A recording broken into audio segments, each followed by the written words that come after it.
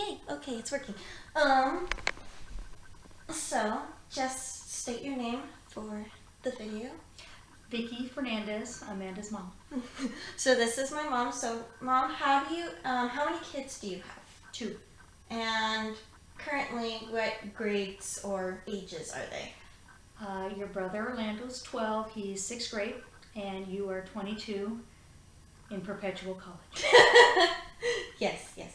So I want to kind of focus on the subject of COVID and how it's affecting the education system, specifically more towards Orlando's age, because I know right now it's a struggle and you have parents who are being forced to not work and are forced to teach their kids. So when COVID started, what grade was Orlando in, and how did that affect you and your job and your home life? Orlando was 5th grade, and he was in a public school. So when they did the lockdowns, it forced me as the parent to then take on all the academics that he was responsible for without all the prep of the curriculum that the teachers give. My job, I luckily had flexibility because I worked from home. However, my job was still in play, so I had to work full-time and juggle his academic schedule with his Zoom meetings and making sure he did his schoolwork along with his homework with limited help from the teacher, because she also was home trying to teach, but she had 3 kids of her own that she was also trying to juggle. So it was chaos. Mm-hmm. So the teacher that he had when this whole thing started, was she very flexible, and did she keep in contact with parents very well, or did you have a lot of struggle with that? I was fortunate because she was pretty good about responding to emails or text messages through an app that they used. She was good about answering questions, but within the first 48 hours, the Google Classroom that they were set up to use completely collapsed. And I'm sure that was because everybody in America was trying to jump on. So we quickly got rid of that, and she went to just doing Zoom meetings. So it kind of cut down some of the headache, but it created other issues because it put more responsibility on me as a parent to do most of the teaching, which I was not prepared to do. And kind of skipping past the summer and going into straight up fall, how did Orlando's schooling change? Was he still in one classroom, or did you put him in a different school? How did that work? We moved schools. The public school system with COVID was still up in the air. They didn't know what they were going to do. And there was no possible way that this kid could handle a full year of me trying to teach what little bit I was getting from the public school system. So we opted to put him in a private school, a private Christian school. In hindsight, wished I would have done that years ago.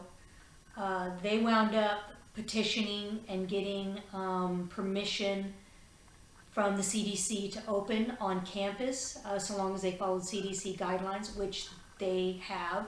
Because it is private, they have that option. They don't get public or state funding. So as long as they follow the guidelines, they're able to be open, which when we started was great, because if you remember, we locked down in March and they didn't reopen until the fall. He didn't go back to school until the middle of September. So in all that time, he has been 100% isolated from all of his friends. And that created a set of problems in and of itself, because he had no way to communicate, other than this one friend that he had from school that I would set up play dates with. And did you notice, because Orlando, not only as your child but as a student, did you notice not only if his grades were dropping, but also like his emotional, social skills, were they being affected during this COVID time as well? Yeah, absolutely. He was getting depressed. He was lonely. He had, again, the friends that he'd see every day on the playground or at school, in soccer or basketball, whatever he was enrolled in. he no longer had that option because everybody was forced to stay home. So that became a real issue because then he started to become problematic because he was getting depressed because he had no social activity and we really couldn't go anywhere. So enrolling him in the public school, or excuse me, the private school, alleviated that because now he's able to be on campus with his friends and meeting new friends, which was huge because it completely changed his attitude. And being in this private school now is much better for him? Yes, academically, it's a much, much better school. It challenges him more.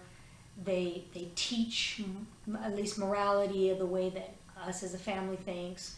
But moreover, he's getting what I would constitute the old school traditional teachings that he is not currently getting in the public school system. And what do you mean by old teachings, I guess? Like, what do you Just mean by that? the, like, they have, like, at least when, like, me and your dad were growing up, you would, let's say, your math, you would do all the math problems, you'd go over a new concept, and you would cover it in class. A teacher would go over it and do example, and over and over and over again, and you did some examples, but then you went home with 20 or 30 problems to then practice what she covered in class. So it was taught and then practiced at home. And that's for every subject, which that's not what was happening in the public school. They touch on a concept, they give you a couple of questions, and then they move on, just to get you through the system, but then he wasn't learning.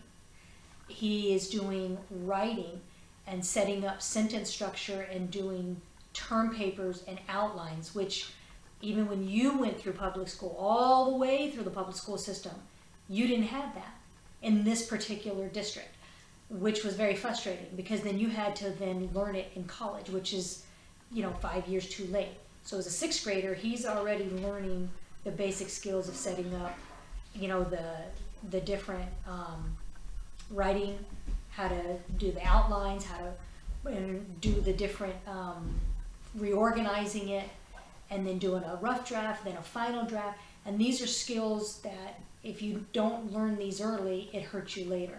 So those are the kinds of things I'm talking about. Okay. Because those are things you didn't have going through the public school system. Okay. And I know quite recently our family actually caught COVID. And obviously 3 out of the 4 of us got sick. So can you just tell everybody which 3 of us got sick and who was... Well, obviously me and your dad, we went to see my sister in Arizona. She was sick. We didn't know she had COVID. We thought she had allergies because of all the dust that was blowing everywhere. It wasn't until we got back that weekend, that Monday afternoon and evening when I first got sick, that I thought, oh, this might be a problem. And then your dad got sick later that night. That's when we went and got tested. And essentially because it really was like a bad cold, within a few days you contracted it. It really only lasted heavily for probably 3 days for each of us. And we interacted, we each got it a little different. But overall, we were functioning. It wasn't like, hey, go to the hospital, we can't breathe, it's crazy. It basically was a bad cold, if you will, for all of us. Your brother never got sick. I still think when he was sick in December last year, I think he probably had it because he was pretty sick last year. They weren't testing for that specific virus. I know he had the flu, but it could have been COVID. I don't know, but he didn't contract it, even though we all lived in the same house. Fortunate, I work from home, so I took a couple of days off because I just couldn't work. And your dad could do work from home too, so the job really didn't affect us that much because we were doing our jobs because we can work remote. The thing that stunk is we had to pull your brother out of school because we couldn't put him back in school because he lives in our house. So those 2 weeks are detrimental, and he's probably going to suffer for that because he had finals before the holiday and he missed all of them. Now he has to make them all up, but through the holiday, we're having to jam everything, not only finish all of his day assignments that he would normally do in class, we're having to do all of his homework, plus all of his finals we're having to prep him for, which are in every class. So he's got 5 finals that he's got to do when he goes back. And that's going to be tough because he's got to try to remember everything he learned because it's comprehensive. So it created a real problem because because of CDC, we couldn't send it back. Now, if the lockdowns or if it was a normal, hey, it's the flu, you're sick, as long as he didn't have any symptoms, he could have gone back to school. But because of this, he couldn't. So now he will suffer for something that really, he didn't even contract it, but we have to do it to follow those guidelines. And with his schooling, because obviously all three of us were sick and we were forced to keep him home, how do you feel now that he gets to go back? How do you think it's going to affect him when he actually does take his test? I think he won't do very well. We're trying to jam as much as we can. It's a lot of memorization, but like for instance, the science. You know, he covered chapter 4 in his science book, which is all about cells. That's something you got to learn in chunks, and there's repetition to it and going over it and the pictures and the diagrams. He missed all of that. He's basically having to read it out of a book and then memorize everything, which that he's not that kind of a learner. So I have a hunch he's not going to do well on some of these finals. He'll do okay on some, but I think he's going to do poorly on a few. And as a parent, I'm frustrated with it because it was unnecessary. So I can't hold him accountable for the bad grades, but ultimately he drags that forward into his final grades. Mm-hmm. And if there is one thing that you could kind of, I guess, ask his teacher or his school for when it comes to him, like, being forced away, like, what's one thing that you wish, like, you could ask the school to help you guys, I guess? It would have been nice if, knowing that if he was out, if there was a way for her to record the classroom setting, as so he just record it so he could play it back, so he was like in the classroom, and then be available to answer emails, which she was doing. She was very good about allowing me to send emails and stuff, but I think that would have helped him because it would have been like him being in the classroom. I wish that they would have allowed him to do online testing, because I understand they're concerned that he may cheat or whatever, but they could have set it up online because they did distance learning in the past to allow for that when these kids either contract it or they can't go to school, because having to make him not be able to take any of those tests and then jam it all in at the end to where he's not doing it in chunks, he's doing it all at one time, is going to be detrimental to him. So I'm hoping they take that into consideration. Maybe they waive it off or they don't grade it as harshly. I don't know how they're going to deal with it. We did the best we could with what we have, and I'm not going to hold him accountable for it. Okay. Thank you so much for spending the time letting me interview you, Mom. It's a real eye-opener because I know usually we focus on teachers and what they're doing and how they're teaching their classrooms when we have to do these interviews, but we never really see how the parents feel sometimes, especially during trying times such as COVID and a lockdown and stuff. Well, had my job or your dad's job been the normal job, which is you have to go to an office and then come back, it would have been a completely different story. Because at least in my work, if I was a regular employee, which I'm not, but if I was, I would not be getting paid for having COVID. I would have to stay home, and I can't use my sick time and I can't use my vacation time. So basically it's 2 weeks of unpaid of staying home. Same with your dad. And that's the thing. We're fortunate, we're blessed that we didn't have that problem, but the majority of the parents do have that problem. And that's where the governors and the mayors and the CDC and all of them need to understand that they need to start treating this like it needs to be, which is it's a bad flu. Everybody's got it. You're going to get it. You build an immune system to it, and you just be smart. The way that they're doing it now is going to have repercussions for years to come. It's not going to go away and like, oh, it's all better now. It will have bad repercussions. Let's have this conversation again a year from now, and you'll see. You'll see. And as a teacher, if you were teaching in the system, you would really.